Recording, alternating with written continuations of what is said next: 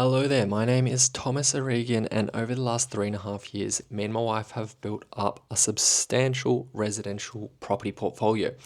Now, what we've done with a few of the properties in the portfolio, we've sold about 4 of the 11 properties in the portfolio to transition the property portfolio into a different type of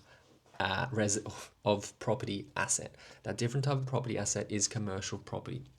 Now, the idea with the property portfolio is for us is to always be continuously growing the property portfolio and get it to the point where we are supporting ourselves, are supplementing our incomes, and then fully replacing our incomes with our investment money, with our property investment money. Now, we're not quite there yet, to be frank, but I just want to do this little video here on discipline. And discipline is something that it's super underrated.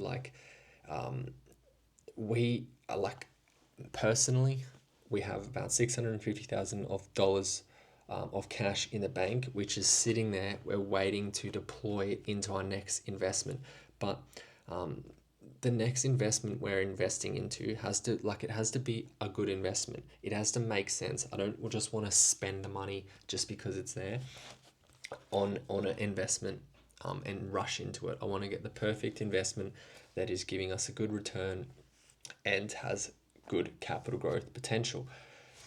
Now, it's kind of, I do scratch my head sometimes and ask myself, what on earth am I doing? Because by society standards, and I'm 33 by the way, but by society standards, a successful person would be driving around like a brand new Mercedes or a BMW or an Audi or a Ford Ranger or a Raptor or whatever, like a brand new fancy car like that.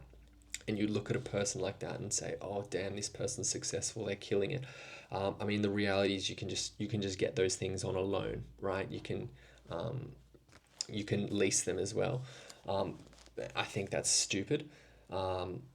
But me personally, I drive around a Mitsubishi Mirage. It's like a $3,000 car, but I understand I have the ability that I could just buy like a Mercedes.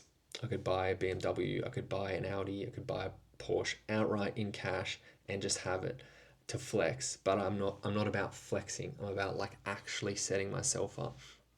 Another one, me and my wife, we rent, and if you don't understand investing, you won't get this, but we rent because our money's far better spent investing it than buying a personal place, a home to live in. We could, with $650,000, we could put a $400,000 deposit down on a $2 to $2.5 million house. It would be quite a nice house in quite a nice area. I could also use the money to buy a bunch of other shit as well, like a car, obviously, a bunch of other shit. Not doing it. We won't do it. I won't do it. Not happening. Why is it not happening? Because I'm disciplined. But it's so hard. It's like the shit people don't talk about. We are not spending that money on things that we could spend it on that would make us appear like we're successful, because we understand actual success, what we actually need to do success. We need to put all our capital into buying and building the residential or the property portfolio so it gets large enough to replace our incomes.